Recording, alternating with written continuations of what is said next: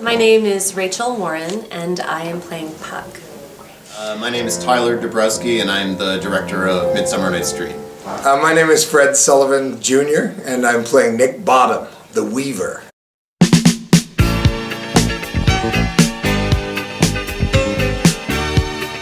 But they're not writing plays about turning people into donkeys. Do you know what I mean? Shakespeare this is wacky.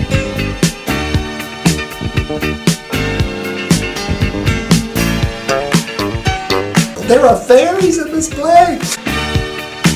Sure, first experience with Shakespeare. It was probably in high school, and I think we had to memorize a speech from Julius Caesar and kind of get all of the grammar and all of the commas and periods right. Like, it was not necessarily performing it, it was more just memorizing some of the text. I didn't see a really great production of Shakespeare until I was in college, and that was Richard III. I grew up at a children's theater, and we did an all-kid version of Comedy of Errors when I was about 9 years old.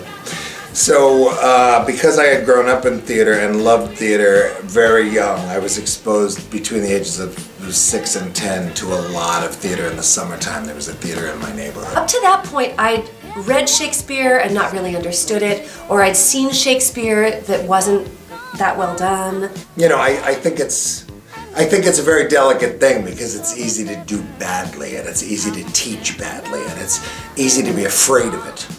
And I was never afraid of it. I like the theatricality of it. The character, like Nick Bottom, the characters that he created are kind of vibrant and unforgettable.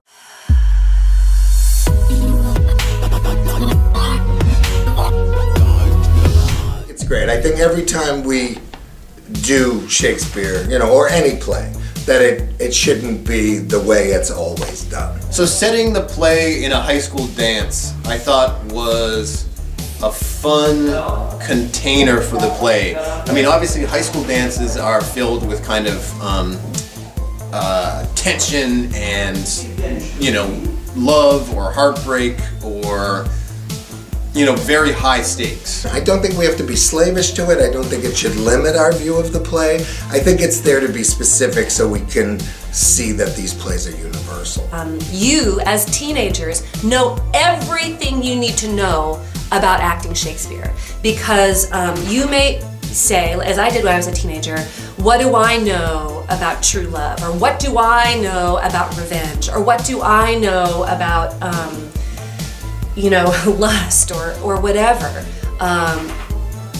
Rebellion, I've never led a rebellion. Well, as a teenager, you may not have acted on those things, but you certainly understand them. And the way you express your feelings and the access you have to your feelings is as full as it's going to get in your lifetime. And then it's also, I wanted to do that because of the Grade 11 project, where we have, all the 11th graders from across the state coming to see it for free. So setting it in a high school dance made a lot of sense. Like, that seemed like a really fun thing to do. So a play about love set in a high school seems to me very intense and apt. 2, 3, 4.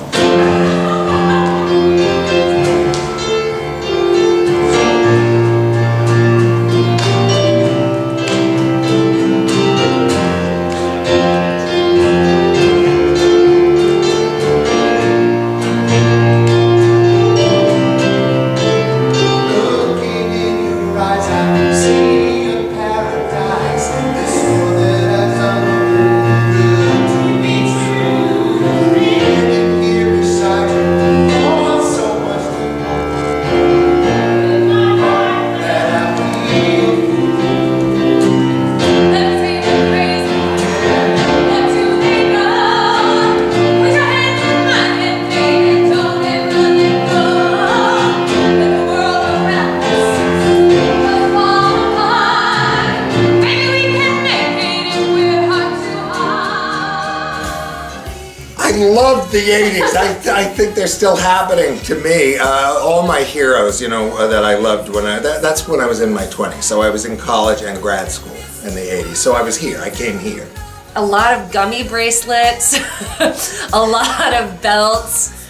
We rolled our pants really tightly. We had a lot of neon colors. I worshipped at the altar of Cyndi Lauper. Had no time for Madonna. Worshipped at the altar of Cyndi Lauper. And my favorite movies in the world with Harrison Ford and, you know, the Steven Spielberg and the best Star Wars and all that stuff. They were making great movies in the 80s. It seems like they're making them again now.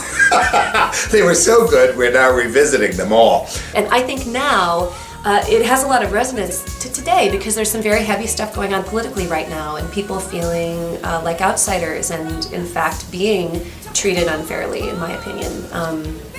Not in my opinion, being treated unfairly. And I think in times like that, we all look to art and we look to self-expression. You know, I thought the 80s was far enough away that you could kind of look back on it nostalgically, but it's not so far in the past that people don't remember it.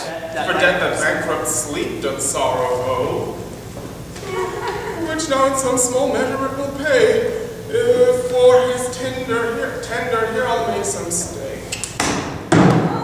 What hast thou done? Thou hast mistaken quite and laid the love juice on some true love sight. About the wind go, about the wood go, swifter than the wind, and Helena of Athens wilt thou find. By some illusion see thou bring her here, I'll charm his eyes against she do appear. I go, look how I go! Swifter than a darter from the arrow, swifter than an arrow from the Tartar's bow! Because he was perhaps the greatest artist of the theater, anyway, ever. I mean, he is our theatrical DNA. It's a combination of things, you know. I mean, it's so you have the best language ever written, and then you also have these genres that Shakespeare helped to invent and popularize, and so it's, I think, both familiar and then also you know, very heightened too. So I think it's a nice combination. No, it doesn't have to be this character is Donald Trump or this character is Barack Obama, that stuff, or this takes place in 1975 between the February 1st and March 2nd. We don't have to be that specific, but I think it can take a lot, like I said, elasticity. It can take a lot of kind of viewpoints and point of views to bring out what we're thinking about now. So Puck is a supernatural being, okay? Stay with me. Puck is Oberon, Oberon's the king of the fairies. And Puck is kind of like his right-hand person. Puck is a mischief maker. Puck can do magic, but loves chaos.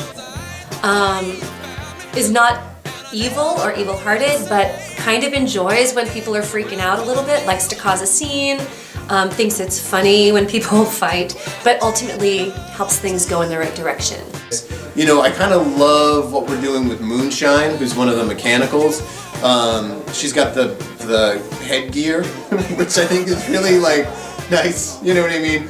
Like a headgear and a fanny pack, like that. I kind of like what we're doing with Moonshine. I, at the end, talk to the audience and say,